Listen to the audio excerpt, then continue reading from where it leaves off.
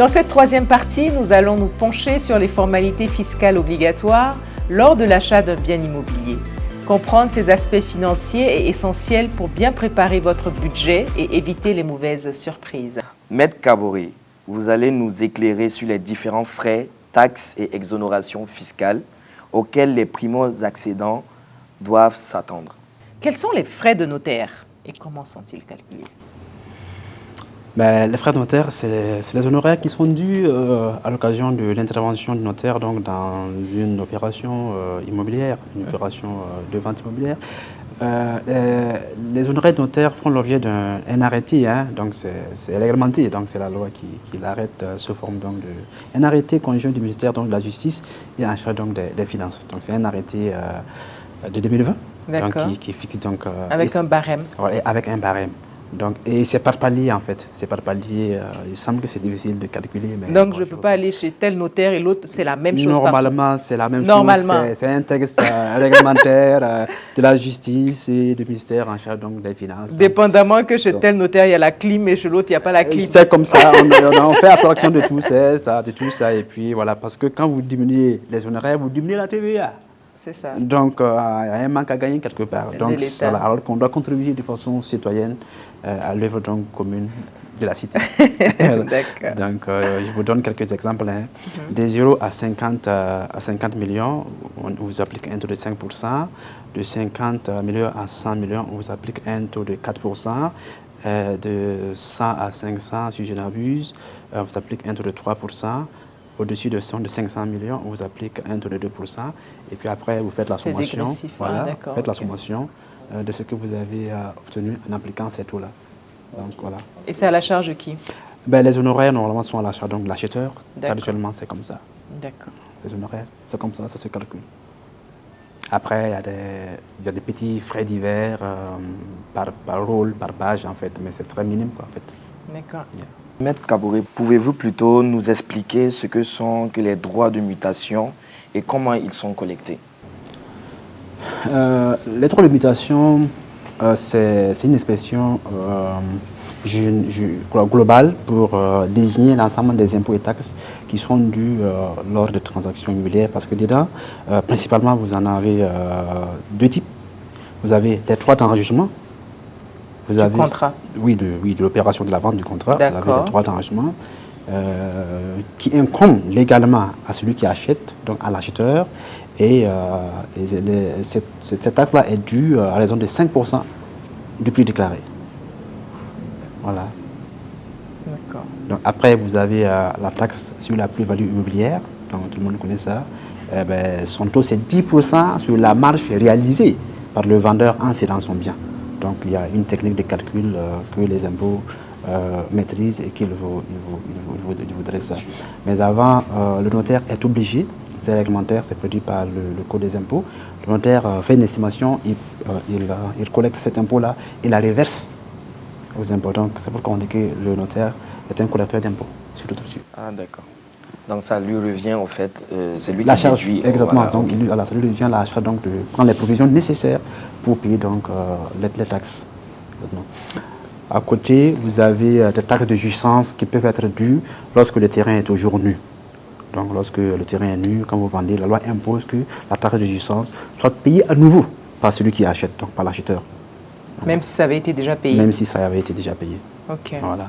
Donc vous avez, comme je dis tantôt, l'administration profite pour percevoir certaines taxes, donc la contribution foncière, trop d'impôts, 2%. Là, vous avez la taxe de résidence, vous mettre à jour.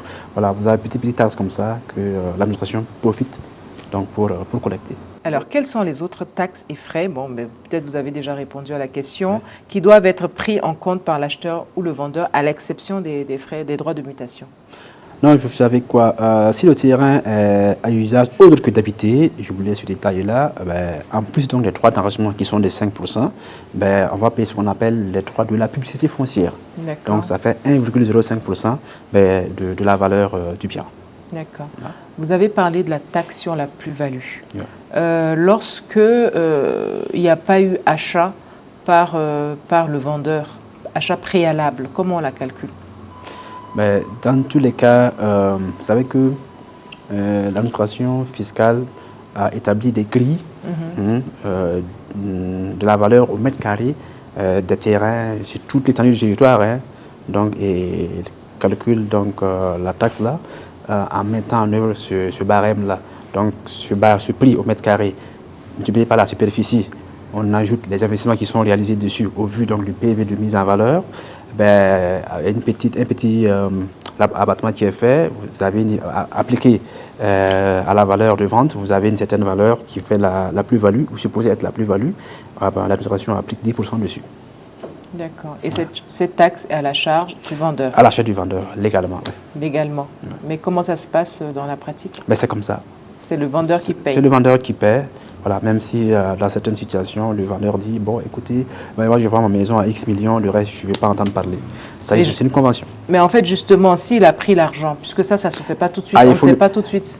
C'est pour ça, justement, il faut recourir au notaire, parce que tout se calcule tout de suite, tout s'évalue tout de suite. Chacun connaît donc ses responsabilités financières. Oui, mais il ne connaît pas la valeur tout de suite. Mais on l'apprécie. On l'apprécie. On peut l'apprécier ensemble. Voilà, parce qu'il y a la valeur au mètre carré qu'on connaît, donc on s'approche des impôts, on a ou alors ils font une pré-liquidation.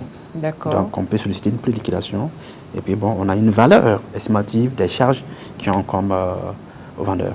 D'accord. Voilà, on la met sous forme de provision. D'accord. Voilà. Chez le notaire. Chez le notaire, oui. Il est censé collecter. J'espère qu'il ne met pas ça en rémunération. Il ne peut pas dans tous les cas. Non. D'accord. Yeah. Maître Kaboré, mais quelles sont les exonérations fiscales possibles pour les primo-accédants? J'ai souvenance qu'une exonération existe en matière de location-vente pour les primo-accédants dont la valeur de la maison n'excède pas 10 millions. Oui. Ça doit être une ancienne loi. Oui, c'est quand même assez Parce qu'aujourd'hui, pour avoir une maison à 10 millions, avec la valeur du terrain... Exactement. Non, la valeur du terrain n'est pas comprise. D'accord. C'est seulement la valeur donc, de l'appartement ou de la maison ou de la villa. D'accord. Voilà, donc ces gens-là qui sont dans ces conditionnalités peuvent bénéficier d'un tarif réduit de 3%. De quoi? Pourquoi? De la valeur du bien. Pour accéder au bien. Pour accéder bien, donc pour faire les mutations. Mais les 3%, c'est dans les droits de mutation? C'est les droits de mutation, exactement. Donc une formalité, c'est une demande qu'il faut faire à la DGI. Et puis bon, ça déposé au guichet unique, ça suit son cours. On voit que régulièrement, l'État on va vers des réductions sur les droits de mutation pour inciter les gens à régulariser. Je pense, non, c'est les droits de mutation, ou le PUH, etc. En tout cas, pour se mettre en règle pour le titre de propriété. Vous pensez que c'est toujours dans l'objectif de collecter les impôts ou bien c'est pour rassurer les populations ou assainir un peu les transactions? Je pense que quand j'étais en stage dans les années 2006, par là, le droit d'engagement, je pense, si j'ai bonne mémoire, était à 15%. Mon Dieu. 15%, 10%, et puis maintenant 8% en temps, et puis maintenant 5%. 5%. Donc, on revient quand même de loin. Donc, je pense que l'État poursuit deux objectifs. Susciter le règlement des impôts, parce que quand c'est cher, les gens ne vont pas le payer tout de suite.